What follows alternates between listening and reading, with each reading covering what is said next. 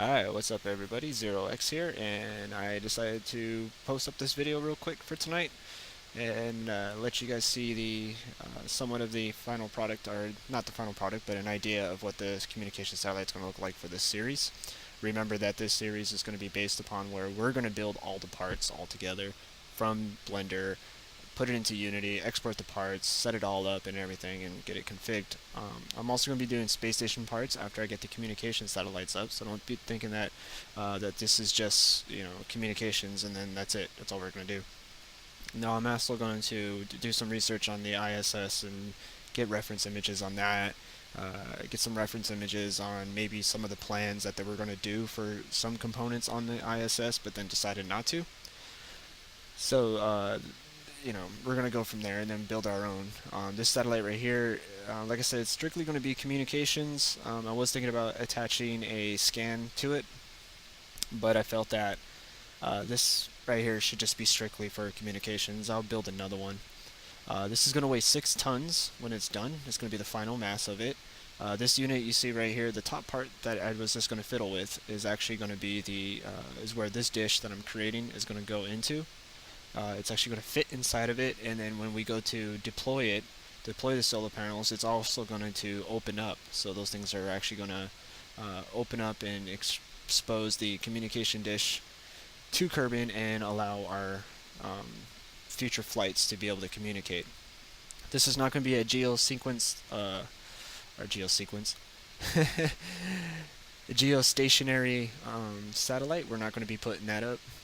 That's going to be a different satellite that I'm going to design for that one. That's going to be a little bit more heavier because it's going to need a bigger dish on that for the further range that's needed for it.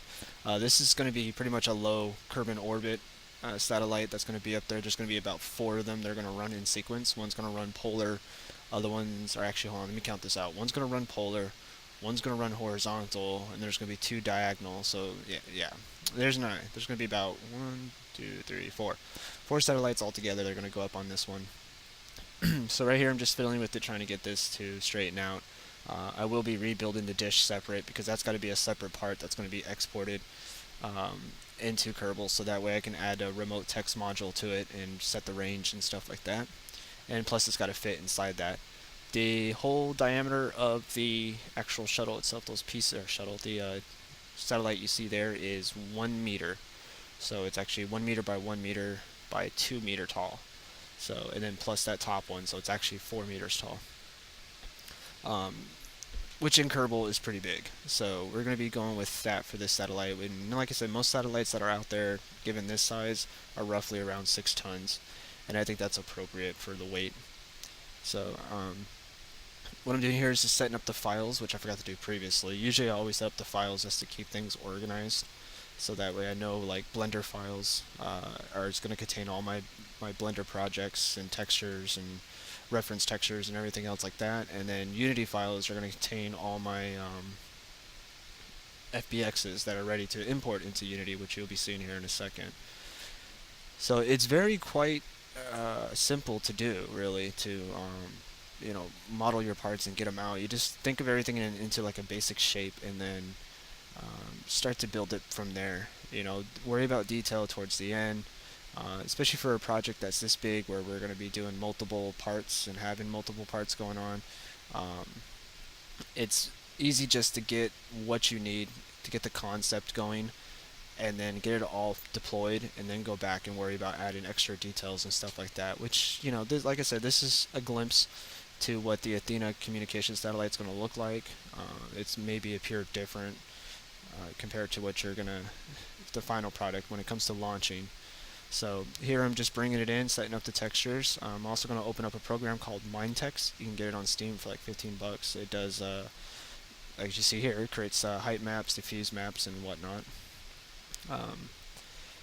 So yeah, that's pretty much it. Like I said, I'll be doing station parts for that.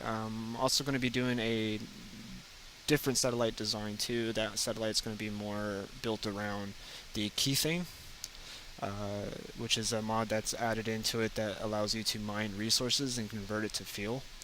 So I'm going to be doing a separate satellite with its own scanner for that. I'm not going to use the keythane part scanners and stuff. Like I said, this this series I want it to be kind of different from everybody, from the other ones out there. I don't want to. I'm going to use mods, but I don't want to use parts that are with mods and stuff. Felt that this would be a better experience and really fun for me too, because like I said, I can actually create these things and build them from scratch and really feel like a space agency that's there. So here I'm just adding the resources and modules and whatnot, telling it how much of electric charge it's going to take, how fast it depletes, going into the VAB just to check it out, and there's the look of it. One thing I did notice from this is I'm going to need an adapter to go from that 1 meter part down to a 2.5 meter. So that's going to be the next thing, and that's just an adapter that sits right into the middle. Nothing else, nothing fancy. So it's going to be easy coding for that. But other than that, though, I hope you guys enjoy. I really enjoy doing this. I think it's pretty fun. So I hope you guys enjoy watching, and I will see you guys in the next vid. Until then, have a good night or day.